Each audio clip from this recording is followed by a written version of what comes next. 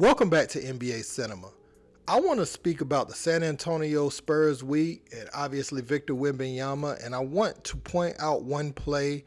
I got it off of Famous Los's page, but I want to talk about the type of plays that Victor Wembanyama should stay away from. I know some people will disagree for the sake of disagreeing, but people that know basketball will know what I'm talking about with this. And also, I want to talk a little bit about how they came out flat against Phoenix in that first game, had a comeback, a monster comeback, and won right there at the end on the Keldon Johnson steal on KD and layup. And then they came out the next game and dominated Phoenix from the jump.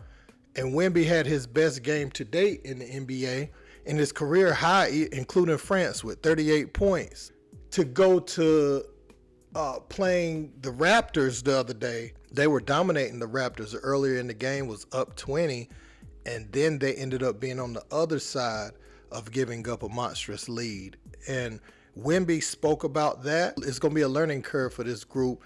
And Victor and the Spurs, you have to take this with, like, the way they took that huge comeback against Phoenix. They needed to be on the other end of this to know, 48 minutes is a long time, broken up into 12-minute quarters. Anything can happen. It's several games within the game, so you have to stay focused, the full 48, man. First, we're going to check out this play. So this appears to come off some sort of deflection, in the backcourt, and you see Wemby eager to go back there and slide his feet with Dennis Schroeder. And I have no problem with the competitiveness and wanting to show aspects to your game other than scoring. I applaud that, actually, because you want young players to be that engaged and wanting to make every play to help your team win. My problem with that is obviously Victor's size, how shifty a guy like Schroeder can be to someone like that. Low to the ground is really just going to play with him. Victor slid his feet pretty good there, didn't really get destroyed, but you saw at the end right there, Schroeder was just kind of playing with him. And you don't want to get like a freak injury off of something like that. And in the midst of a game, say you don't get injured, you really don't want ticky-tack, silly fouls like that in a game. From Victor Wembanyama, he's too important. He's too much of the defensive identity.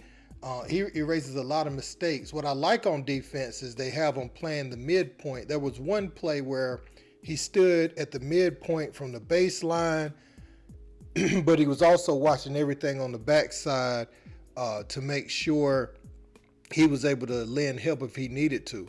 And they swung it to, I believe, OG Anunoby in the corner, and he blocked it. They have like this crazy picture showing how much ground he covered.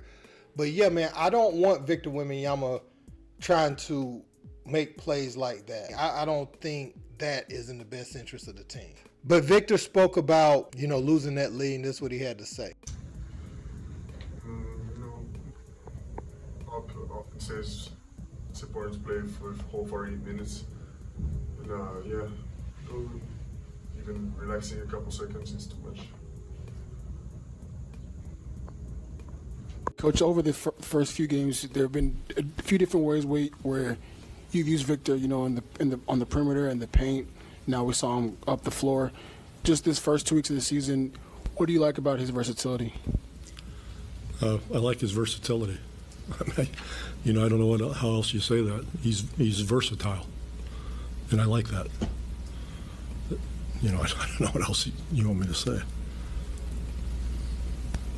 There's been questions amongst Spurs fans about whether Trey Jones should orchestrate the offense, because it seems like Jeremy Sohan has been waving off Victor at critical moments in the game. And I want to know what you guys think about that in the comments. I feel like Victor is coming along, and I like that he's doing a lot of other things on the floor, showing his impact. The offensive part of the game, we see that that's going to come together. That's going to be unstoppable in 2 or 3 years. As he adds muscle and he can hold his post position better, you can't just reach around, slap the ball from him. He knows where to go on the court. He ain't going to really be nothing you could do. You probably have 2 or 3 people that can contest his shots pretty good, but all in all, Victor's just going to turn and shoot over you. He figured some of that out in the Phoenix game where he just catches it and not rushing anything, because you're not coming up here to contest this shot. Only thing you could do is maybe hit my elbow or something like that. So I think the offense is coming, and I think it's a fine line there, right? Go to Victor, let him do this, that, and the third. He's already had clutch moments, scored 10 straight points in one of the games down the stretch. I mean, the guy is like that. But they're not putting too much on him. They're losing these games, year one, his rookie year in November, figuring things out as a team. Pop and Victor and the guys around them is going to figure it out more and more. And if we see these guys have a problem with it, they'll be shipped out. Make no mistake about it. Pop knows he's building around Victor Wembanyama, and if you can't fit with Victor Wembanyama, rest assured you're going to be out of San Antonio sooner than later. So I'm not too worried about the things that's going on. I like that he came out, let him make a lot of mistakes. I knew he was settling for threes earlier, but there's a fine line between taking too much out of someone's game right away or instilling confidence in them, right, or too much confidence. So it seems to me that he walked that line pretty good, because I've seen him in recent games. They've been going to the sideline and showing him reeling some of that back in. One of the things he got rid of out the gate, they said, was the one-legged three-point shot. He didn't like that from the gate when he saw that in France. So that hasn't been a part of his NBA game. We haven't seen that yet. And Victor's coming along every game, man. I'm really thrilled with the player that he is, and the leader for Rookie of the Year right now for sure. Two other people I'm very blown away by their production is Zasur Thompson, Chet Holmgren. Obviously, he's a monster, ultra efficient player from the floor, and seems to be like a little rivalry between him and Wemby brewing under the surface.